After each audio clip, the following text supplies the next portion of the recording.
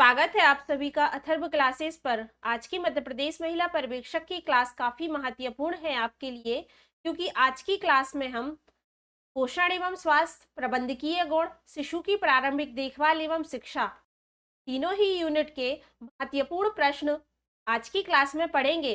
तो आप सभी से एक अनुरोध है कि वीडियो को पूरा जरूर देखिएगा और साथ में कमेंट बॉक्स में आंसर जरूर दीजिएगा। और साथ ही आप ये भी बताइएगा कि आपके कितने क्वेश्चन के आंसर सही हैं। और अगर वीडियो पसंद आए तो वीडियो को लाइक जरूर करें, क्योंकि आज की क्लास आपके एग्जाम के लिए काफी महत्वपूर्ण रहेगी। तो आइए समय व्यर्थ ना करते हुए आज की क्लास शुरू करते हैं।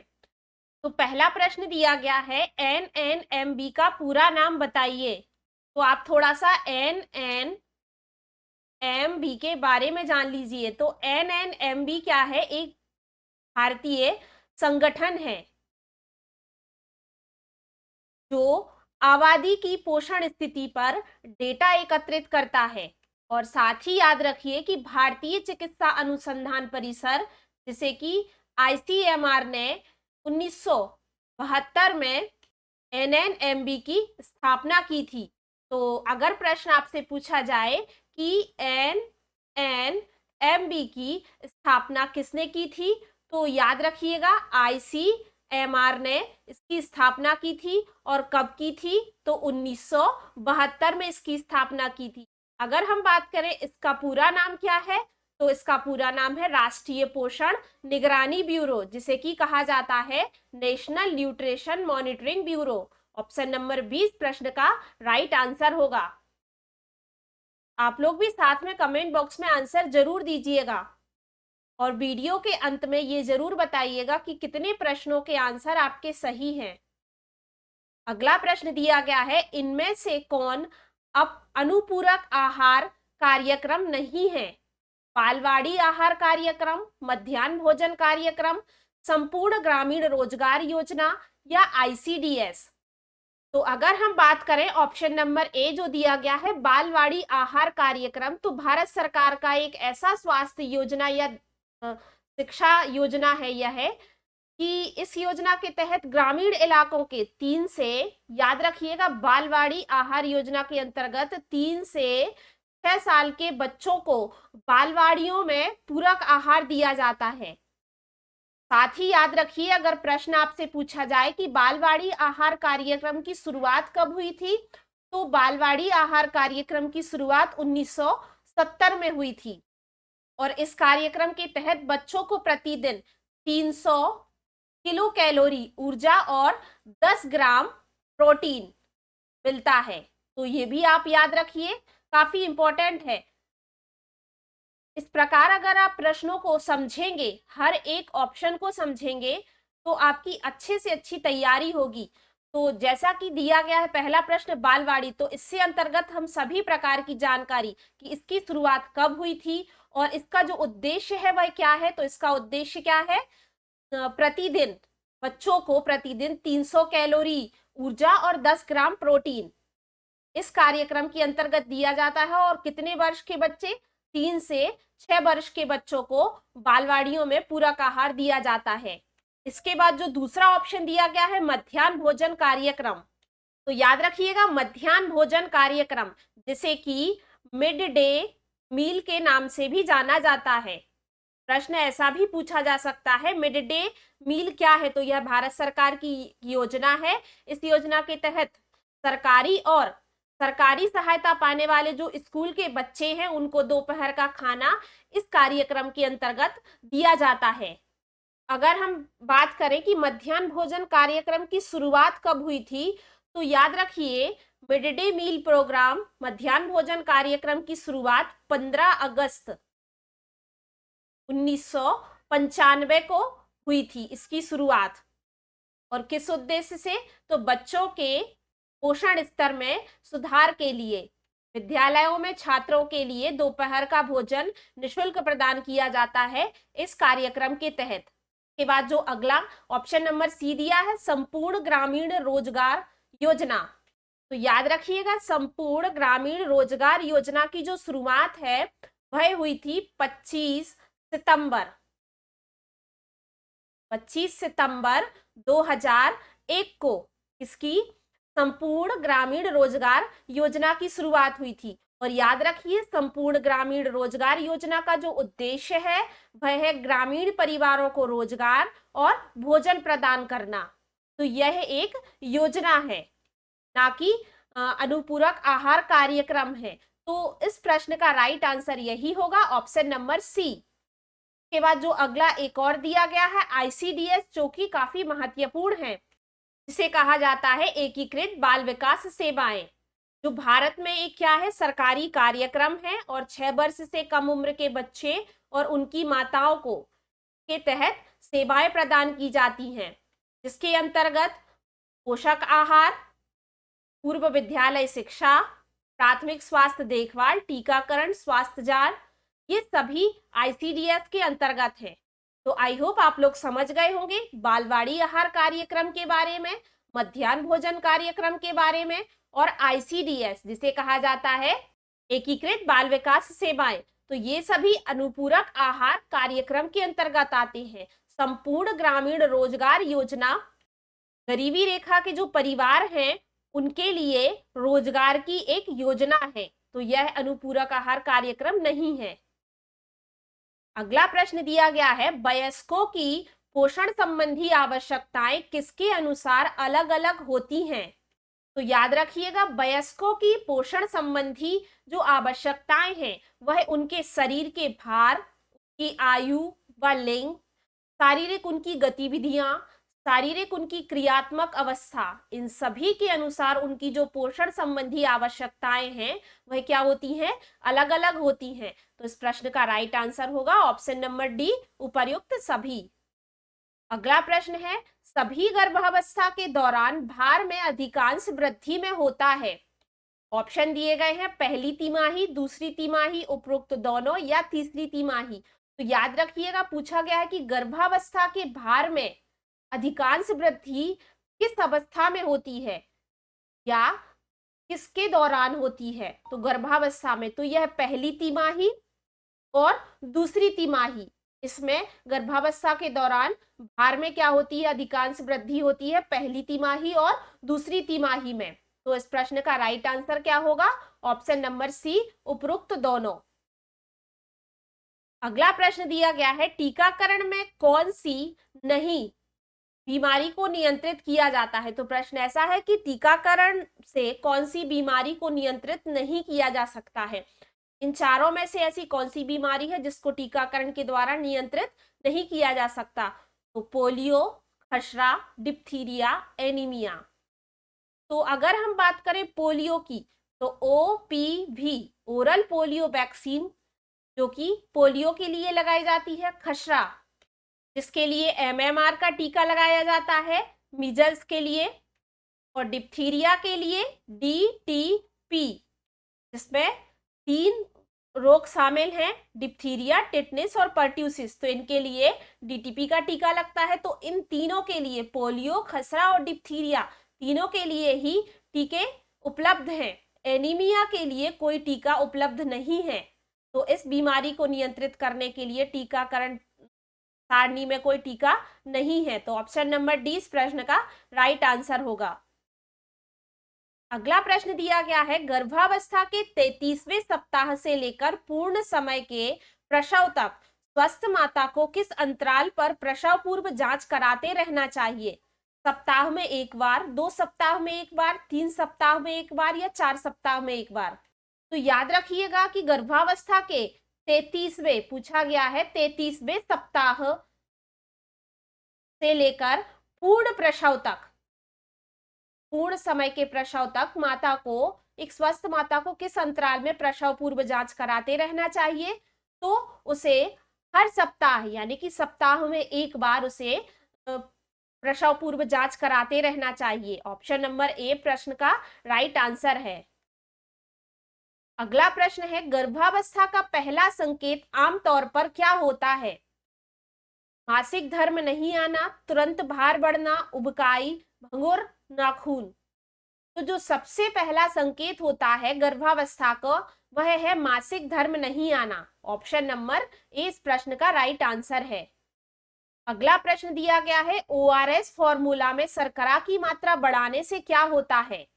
तो याद रखिएगा, ओआरएस फॉर्मूला में शर्करा की मात्रा बढ़ाने से दस्त और बिगड़ जाते हैं।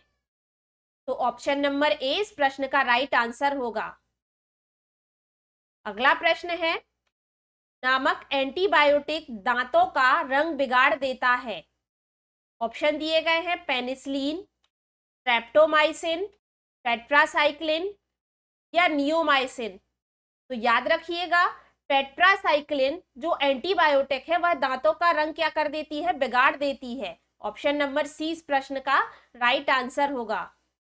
इसी के साथ जान लीजिए आपकी जो टेट्रासाइक्लिन है वह ऐसी एंटीबायोटिक है जो जिसका उपयोग क्या किया जाता है? अलग अलग बैक्टीरियल संक्रमणों के इलाज के लिए किया जाता है टेट्रासाइक्लिन। और इसका जो यूज करने से है वह क्या हो जाता है? दांतों का रंग चेंज हो जाता है, कलर बदल जाता है उसका। अगला प्रश्न दिया गया है, खसरे के संबंध में इनमें से किसे छोड़कर शेष सत्य है? लक्ष्यहीन संक्रमण, 10 से 14 दिनों की रोगोद्भव अवधि, कुपोषितों में अधिक गंभीर, द्वितीयक आक्रमण दर 30%।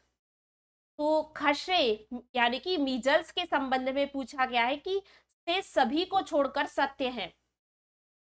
मतलब इसका मतलब है कि किसी एक को छोड़कर सभी सत्य हैं। तो अगर हम देखें, लक्षणहीन संक्रमण है, 10 से 14 दिनों की रोगोद्भव अवधि होती है इसकी, कुपोषितों में अधिक गंभीर होता है, जबकि द्वितीयक आक्रमण दर 30%। तो यह क्या है? असत्य है। ऑप्शन नंबर डी इस प्रश्न का राइट आंसर होगा। और अगर हम बात करें खसरा, जिसे कि क्या कहा जाता है? रूबेला भी कहा जाता है। तो यह क्या है? एक वायरस के कारण होने वाली बीमारी है जो बहुत क्या होती है? संक्रामक होती है। और इसमें क्या होती है? खसरे में लाल चकत्ते निकल आते हैं पूरे शरीर पर। तो खसरे का वायरस जो होता है वह नाक और गले के बलगम में रहता है। संक्रमित व्यक्ति के खांसने और छींकने से क्या होता है? यह वायरस फैलता है। अगला प्रश्न दिया गया है, भोजन के क्या कार्य हैं? तो ऑप्शन है, जीवन कायम रखना और संरक्षण, वृद्धि और विकास, महत्वपूर्ण अंगों की क्रियाशीलता और ऊर्जा का उत्पादन, उपर्युक्त सभी। तो याद रखिएगा, भोजन के कार्य जीवन कायम रखना और संरक्षण, वृद्धि और विकास, महत्वपूर्ण अंगों की क्रियाशीलता और ऊर्जा का उत्पादन, ये सभी भोजन के कार्य हैं। ऑप्शन नंबर डी इस प्रश्न का राइट आंसर है, उपर्युक्त सभी। अगला प्रश्न पूछा गया है, आईसीएमआर 2010 के अनुसार गर्भवती स्त्री हेतु प्रोटीन की अनुशंसित आहारीय अनुमति कितनी है? तो याद रखिएगा, पूछा गया है आईसीएमआर, जो कि 2010 की रिपोर्ट के अनुसार पूछा गया है कि गर्भवती स्त्री के लिए प्रोटीन की अनुशंसित आहारीय अनुमति कितनी है? तो वह कितनी है? 78 ग्राम प्रतिदिन। ऑप्शन नंबर ए प्रश्न का राइट आंसर है। अगला प्रश्न है, कर्णमूल शोथ गलसुआ या मप्स का की रोगोद्भव अवधि क्या है? तो याद रखिएगा, कर्णमूल शोथ या जिसे गलसुआ कहा जाता है, तो इसकी जो रोगोद्भव अवधि होती है वह 16 से 18 दिनों तक दिखाई देती है। तो इस प्रश्न का राइट आंसर होगा ऑप्शन नंबर बी। इसी के साथ आप जान लीजिए कि जो गलसुआ है, इसमें जो सबसे मुख्य लक्षण है वह लार ग्रंथियों में क्या होती है? सूजन और गाल फूलना दिखाई देता है इसके कारण। अगला प्रश्न है, उच्च रक्तचाप के मामले में इनमें से किसे छोड़कर अन्य सभी जोखिम कारकों में संशोधन किया जा सकता है? अल्कोहल का सेवन, आयु, मोटापा, नमक का सेवन। तो प्रश्न में कहा गया है कि उच्च रक्तचाप यानी कि हाई ब्लड प्रेशर के मामले में कहा गया है कि इन सभी को छोड़कर, जिसमें अल्कोहल का सेवन, मोटापा और नमक का सेवन में संशोधन किया जा सकता है, लेकिन आयु में नहीं किया जा सकता। तो इसे छोड़कर ऑप्शन नंबर 20 प्रश्न का राइट आंसर होगा। अगला प्रश्न है, कौन से कारक कुपोषण को प्रभावित करते हैं? भोजन की उपलब्धता और सुलभता, परितंत्रिकीय और पर्यावरणीय कारक, आर्थिक एवं रोगजनक स्थितियां, उपर्युक्त सभी। याद रखिएगा, कुपोषण को पूछा गया है, प्रभावित करते हैं तो भोजन की उपलब्धता और सुलभता, परितंत्रिकीय और पर्यावरणीय कारक, आर्थिक और रोगजनक स्थितियां, ये सभी करते हैं। ऑप्शन नंबर डी इस प्रश्न का राइट आंसर होगा, उपर्युक्त सभी। अगला प्रश्न है, छोटे चेचक या जिसे चिकन पॉक्स कहा जाता है की संक्रामकता कितनी रहती है? तो याद रखिएगा, छोटे चेचक जिसे कि चिकन पॉक्स कहा जाता है कि जो संक्रामकता है वह ददौरे दिखने के 6 दिन बाद तक रहती है। ऑप्शन नंबर 20 प्रश्न का राइट आंसर है। अगला प्रश्न है, आईसीएमआर 2010 के अनुसार गर्भवती स्त्रियों के लिए विटामिन सी की आहारीय अनुमति कितनी है? तो याद रखिएगा, आईसीएमआर 2010 के अनुसार जो विटामिन सी की आहारीय अनुमति है वह है 60 milligram per day. Option number A इस प्रश्न का राइट आंसर है। अगला प्रश्न है, 5 से कम या अंडर 5 क्लिनिक किनके लिए होती है? प्रतिरक्षीकरण केंद्र, पोषण शिक्षा, उपर्युक्त दोनों या गर्भवती? तो अंडर 5 से कम जो क्लिनिक होती हैं वह प्रतिरक्षीकरण केंद्र और पोषण शिक्षा इन दोनों के लिए ही होती हैं। ऑप्शन नंबर सी इस प्रश्न का राइट आंसर होगा, उपर्युक्त दोनों। अगला प्रश्न दिया गया है, वे शरीर के चयापचय गतिविधि के नियंत्रण में महत्वपूर्ण भूमिका निभाते हैं और निकटस्थ मूल तत्वों के उपयोगीकरण में सहायता देते हैं। विटामिन और खनिज उपर्युक्त में से कोई नहीं। तो याद रखिएगा, विटामिन और खनिज शरीर में चयापचय गतिविधियों के नियंत्रण में महत्वपूर्ण भूमिका निभाते हैं। ऑप्शन नंबर सी इस प्रश्न का राइट आंसर है। अगला प्रश्न दिया गया है, नीचे पोषण न्यूनता विकारों के लक्षण दिए गए हैं, वह लक्षण चुने जो स्कर्वी से संबंधित है। तो सबसे पहले तो आप जान लीजिए कि स्कर्वी रोग जो कि विटामिन सी की कमी से होता है, और इसके अगर हम लक्षण की बात करें तो इसमें मसूड़ों में सूजन, उनसे खून आना, कमजोरी, थकान महसूस होना, त्वचा पर लाल और नीले धब्बे पड़ना, तो ये सभी क्या है, स्कर्वी के लक्षण हैं। और यह विटामिन सी की कमी से होने वाला रोग है स्कर्वी। तो इसमें मसूड़े, स्पंजी मसूड़े और उनसे रक्त स्राव होना, ऑप्शन नंबर 20 प्रश्न का राइट आंसर होगा। अगला प्रश्न दिया गया है, यूथ क्लब अध्यक्ष उदाहरण है पेशेवर नेता, अप्रशिक्षित नेता, शीर्ष नेता, उपरोक्त में से कोई नहीं। तो याद रखिएगा, यूथ क्लब अध्यक्ष का उदाहरण है अप्रशिक्षित नेता। तो अगर आप बात करें कि अप्रशिक्षित नेता क्या है, तो ऐसा नेता होता है जिसे क्या होता है, उसके काम के लिए कोई भी भुगतान नहीं किया जाता है। जो क्या होता है, अप्रशिक्षित नेता होता है जो क्या करता है, अपने समूह के संगठन के साथ अंशकालीन रूप से कार्य करता है। अप्रशिक्षित नेता या यूथ क्लब अध्यक्ष कहलाता है। तो इस प्रश्न का राइट आंसर क्या होगा, ऑप्शन नंबर बी। अगला प्रश्न है, वह संप्रेषण विधि जिसके अंतर्गत व्याख्यान आता है व्यक्तिगत, संगठनात्मक, समूह या सार्वजनिक? याद रखिएगा, वह संप्रेषण विधि जिसके कारण व्याख्यान आता है वह क्या है, समूह है, ग्रुप है। ऑप्शन नंबर सी इस प्रश्न का राइट आंसर है। अगला प्रश्न है, जहां से हम हैं, जहां हम जाना चाहते हैं के बीच का अंतर वह क्या है? ऑप्शन नंबर ए योजना सेतु है। जहां से हम हैं, जहां हम जाना चाहते हैं के बीच का अंतर योजना सेतु है।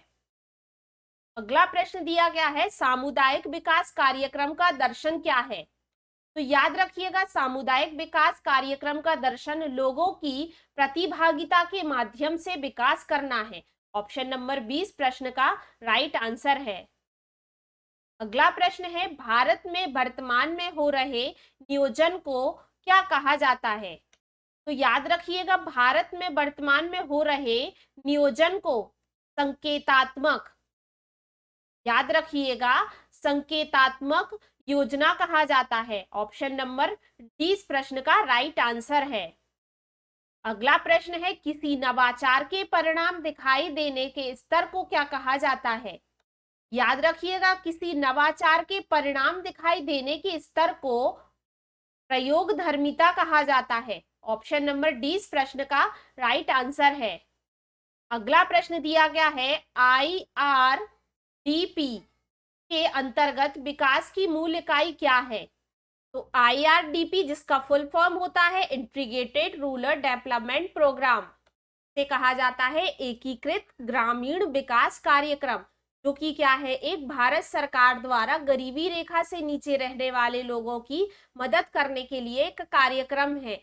और इसके अंतर्गत जो विकास की मूल इकाई है वह है CD ब्लॉक। ऑप्शन नंबर 20 प्रश्न का राइट आंसर है। अगला प्रश्न दिया गया है, IRDP का पूरा नाम क्या है? याद रखिएगा, IRDP जिसका पूरा नाम होता है इंटीग्रेटेड रूरल डेवलपमेंट प्रोग्राम,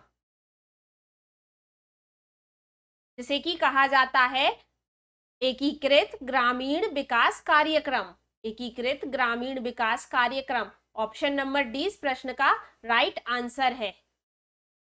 अगला प्रश्न दिया गया है, किसी भी समय प्राप्तकर्ता द्वारा दर्शाया गया भरोसा और योग्यता, तो वह क्या है? किसी भी समय प्राप्तकर्ता द्वारा दर्शाया गया भरोसा और योग्यता क्या है? विश्वसनीयता है। ऑप्शन नंबर डी इस प्रश्न का राइट आंसर है। अगला प्रश्न है, यह परिवर्तन के क्रमिक व अनुक्रमिक चरणों को सूचित करता है। तो विकास परिवर्तन के क्रमिक व अनुक्रमिक चरणों को सूचित करता है। ऑप्शन नंबर सी इस प्रश्न का राइट आंसर है। अगला प्रश्न दिया गया है, संप्रेषण SMCR मॉडल किसने दिया? SMCR मॉडल पूछा गया है कि संप्रेषण का SMCR मॉडल किसने दिया? तो याद रखिएगा कि संप्रेषण का SMCR मॉडल बर्लो ने दिया। ऑप्शन नंबर 20 प्रश्न का राइट आंसर है। अगला प्रश्न है, ऐसा व्यक्ति जिसे उसके काम के लिए भुगतान नहीं किया जाता है और सामान्यतः स्थानीय समूह संगठन के साथ अंशकालीन रूप से कार्य करता है, क्या कहलाता है? जो कि मैंने अभी आपको बताया था कि ऐसा व्यक्ति जिसे उसके काम के लिए भुगतान नहीं किया जाता है वह क्या कहलाता है? अप्रशिक्षित नेता या ले लीडर कहा जाता है। ऑप्शन नंबर बी इस प्रश्न का राइट आंसर होगा। अगला प्रश्न है, कार्यक्रमों को बनाने, क्रियान्वित करने व आकलन करने में लोगों की भागीदारी को क्या कहा जाता है? समुदाय, सामाजिक भागीदारी, सहकारी समिति, सामुदायिक भागीदारी। तो कार्यक्रम को बनाने, क्रियान्वित करने व आकलन करने में लोगों की भागीदारी को सामुदायिक भागीदारी कहा जाता है। ऑप्शन नंबर डी इस प्रश्न का राइट आंसर है। अगला प्रश्न दिया गया है, नेतृत्व में संपर्क होता है किसके बीच? आमने सामने का। तो याद रखिएगा, नेतृत्व में जो संपर्क होता है वह नेतृत्वकर्ता और अनुयायियों के बीच आमने सामने का होता है। ऑप्शन नंबर सी इस प्रश्न का राइट आंसर होगा। अगला प्रश्न है, ग्रामीणों में किसका विरोध करने की प्रवृत्ति होती है?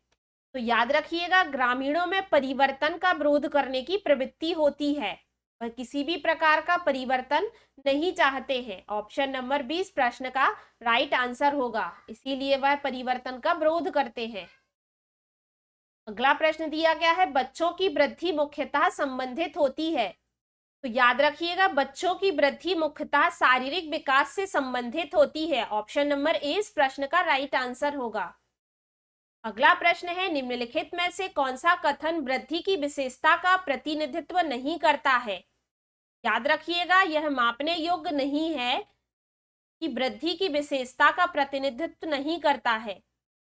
बाकी सभी की यह एक मात्रात्मक पहलू है, यह जीवन पर्यंत नहीं है, यह केवल शारीरिक विकास को दर्शाता है, यह मापने योग्य नहीं है। ऑप्शन नंबर 20 प्रश्न का राइट आंसर है। अगला प्रश्न दिया गया है, वृद्धि के बारे में क्या सही नहीं है? अभिवृद्धि शारीरिक होती है, अभिवृद्धि मात्रात्मक होती है, अभिवृद्धि मापनीय होती है, अभिवृद्धि जीवन पर्यंत चलने वाली प्रक्रिया है। तो याद रखिएगा, वृद्धि के बारे में पूछा गया, सही नहीं है, तो वह है अभिवृद्धि जीवन पर्यंत चलने वाली प्रक्रिया है। ऑप्शन नंबर डी इस प्रश्न का राइट आंसर है। अगला प्रश्न है, पूछा गया है निम्नलिखित में से कौन सा कथन सत्य नहीं है। सीखना व्यवहार परिवर्तन की एक प्रक्रिया है, वृद्धि एक जैविक प्रक्रिया है, विकास एक मात्रात्मक प्रक्रिया है, शिक्षा एक लक्ष्य उन्मुख प्रक्रिया है। याद रखिएगा प्रश्न में कहा गया है कि सत्य नहीं है, तो विकास एक मात्रात्मक प्रक्रिया है, यह सत्य नहीं है। ऑप्शन नंबर सी इस प्रश्न का राइट आंसर होगा। अगर हम बात करें सीखना व्यवहार परिवर्तन की प्रक्रिया है, तो यह है वृद्धि एक जैविक प्रक्रिया है, शिक्षा एक लक्ष्य उन्मुख प्रक्रिया है। तो ये तीनों ही राइट हैं। ऑप्शन नंबर सी इस प्रश्न का राइट आंसर होगा, जो कि सत्य नहीं है। अगला प्रश्न पूछा गया है कि विकास के संबंध में सत्य नहीं है। विकास प्रतिमानों की कुछ निश्चित विशेषताओं की भविष्यवाणी की जा सकती है, जो कि सही है। विकास का उद्देश्य वंशानुगत साम्य भाव क्षमता का विकास करता है, जो कि सही है। विकास के विभिन्न क्षेत्रों में साम्य भाव खतरे नहीं होते हैं, तो यह रॉन्ग है, राइट। तो यही प्रश्न का राइट आंसर होगा ऑप्शन नंबर सी। और जो दिया गया है प्रारंभिक विकास बाद के विकास से अधिक महत्वपूर्ण होता है, यह भी विकास के संबंध में सही है। ऑप्शन नंबर सी इस प्रश्न का राइट आंसर होगा। अगला प्रश्न दिया है, मानव विकास को क्षेत्रों में विभाजित किया जा सकता है, जो है शारीरिक, संज्ञानात्मक, संवेगात्मक और सामाजिक। संवेगात्मक, संज्ञानात्मक, आध्यात्मिक और सामाजिक। मनोवैज्ञानिक, संज्ञानात्मक, संवेगात्मक, सामाजिक। शारीरिक, आध्यात्मिक, संज्ञानात्मक और सामाजिक। तो प्रश्न में पूछा गया है कि मानव विकास को क्षेत्रों में विभाजित किया जा सकता है, जिसमें शारीरिक, संज्ञानात्मक, संवेगात्मक और सामाजिक हैं। ऑप्शन नंबर ए इस प्रश्न का राइट आंसर है। अगला प्रश्न है, निम्नलिखित में से कौन सा विकास के व्यापक आयामों की सही पहचान करता है। तो याद रखिएगा शारीरिक, संज्ञानात्मक, सामाजिक और संवेगात्मक है वह विकास के व्यापक आयामों की सही पहचान करता है, जिसमें याद रखिएगा शारीरिक, संज्ञानात्मक, सामाजिक और संवेगात्मक है। Option number D right answer है। अगला प्रश्न है, निम्नलिखित में से कौन सा कथन सही नहीं है। विकास और वृद्धि एक दूसरे के पर्यायवाची हैं, जो कि सही नहीं है। विकास एक सतत प्रक्रिया है, जो कि सही है। वृद्धि विकास का एक भाग है, जो कि सही है। विकास कार्य क्षमता, कार्यकुशलता और व्यवहार में आने वाले गुणात्मक परिवर्तनों को प्रकट करता है, जो कि सही है। तो इस प्रश्न का राइट आंसर होगा ऑप्शन नंबर ए। अगला प्रश्न दिया गया है, विकास का एक अधिनियम है कि विकास प्रतिमान के विभिन्न काल में खुशी भिन्न भिन्न होती है। इस अधिनियम के अनुसार जीवन का प्रथम वर्ष सबसे अधिक खुशी का काल होता है। वयसंधि काल एवं जीवन का प्रथम वर्ष भी जीवन का सबसे अधिक खुशी का काल होता है। वयसंधि काल जीवन का सबसे अधिक दुखी काल होता है। जीवन का प्रथम वर्ष सबसे अधिक खुशी का एवं वयसंधि काल सबसे अधिक दुख का होता है। लेकिन प्रश्न में पूछा गया है कि विकास एक अधिनियम है और विकास प्रतिमानों के विभिन्न काल में खुशी भिन्न भिन्न होती है। इस अधिनियम के अनुसार अगर हम बात करें तो वयसंधि काल जीवन का सबसे अधिक दुख काल होता है। ऑप्शन नंबर सी इस प्रश्न का राइट आंसर होगा। अगला प्रश्न है, यहाँ पर आप सुधार लीजिए, दिया गया है मानव जाति। मानव जाति में विकास होता है किशोर अवस्था से अंत तक, बाल्यावस्था से अंत तक, प्रौढ़ावस्था से प्रारंभ तक या जीवन पर्यंत। याद रखिएगा जो मानव जाति है या मनुष्य है, उनमें जो विकास है वह कैसा होता है, जीवन पर्यंत होता है। ऑप्शन नंबर डी इस प्रश्न का राइट आंसर है। अगला प्रश्न दिया गया है, विकास का अर्थ क्या है। परिवर्तनों की उत्तरोत्तर श्रृंखला, अभिप्रेरणा के स्वरूप होने वाले परिवर्तनों की उत्तरोत्तर श्रृंखला, अभिप्रेरणा एवं अनुभव के स्वरूप होने वाले परिवर्तनों की उत्तरोत्तर श्रृंखला, परिपक्व एवं अनुभवों के स्वरूप होने वाले परिवर्तनों की श्रृंखला। तो विकास का अर्थ होता है परिपक्वता और अनुभव के रूप में होने वाले परिवर्तनों की श्रृंखला। ऑप्शन नंबर डी इस प्रश्न का राइट आंसर है। अगला प्रश्न दिया गया है, विकास के संदर्भ में निम्नलिखित में से कौन सा कथन सत्य नहीं है। विकास की प्रत्येक अवस्था में अपने खतरे हैं, जो कि सही है। विकास उकसाने बढ़ावा देने से होता है, जो कि गलत है, ऐसा नहीं है। विकास सांस्कृतिक परिवर्तनों से प्रभावित होता है, सही है। विकास की प्रत्येक अवस्था की अपनी विशेषता होती है, जो कि सत्य है। तो ऑप्शन नंबर 20 प्रश्न का राइट आंसर होगा। विकास उकसाने या बढ़ावा देने से होता है, यह गलत है, ऐसा नहीं है। अगला प्रश्न दिया गया है, विकास में वृद्धि से तात्पर्य क्या है? स्थान में वृद्धि, संवेग में वृद्धि, वजन में वृद्धि, आकार, सोच समझ, कौशलों में वृद्धि। तो विकास में वृद्धि से तात्पर्य आकार, सोच समझ, कौशलों में वृद्धि है। ऑप्शन नंबर डी इस प्रश्न का राइट आंसर है। अगला प्रश्न है, मानव विकास है मात्रात्मक, गुणात्मक, कुछ समय सीमा तक, अमापनीय, ए और बी। तो मानव विकास मात्रात्मक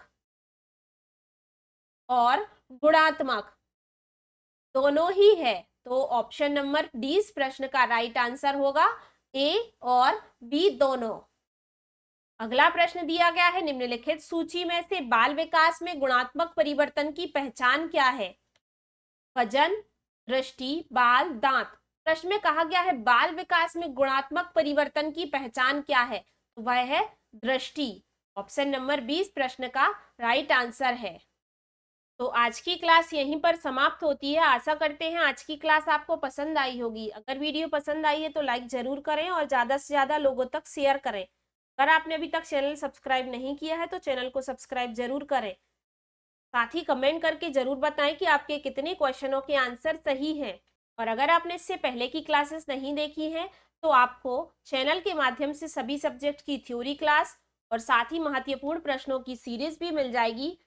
साथ ही आपको प्रैक्टिस सेट की सीरीज भी मिल जाएगी और मॉडल पेपर भी मिल जाएंगे। तो आप चैनल पर जाकर जरूर देखें और बस आप वीडियो को देखते रहें और हमारे साथ जुड़े रहें। और अगर आपने अभी तक टेलीग्राम ग्रुप ज्वाइन नहीं किया है तो आपको टेलीग्राम ग्रुप की लिंक वीडियो के डिस्क्रिप्शन में मिल जाएगी। तो टेलीग्राम ग्रुप वहां से जाकर जरूर ज्वाइन करें। तो जल्दी हम अपनी अगली क्लास के साथ मिलते हैं। धन्यवाद।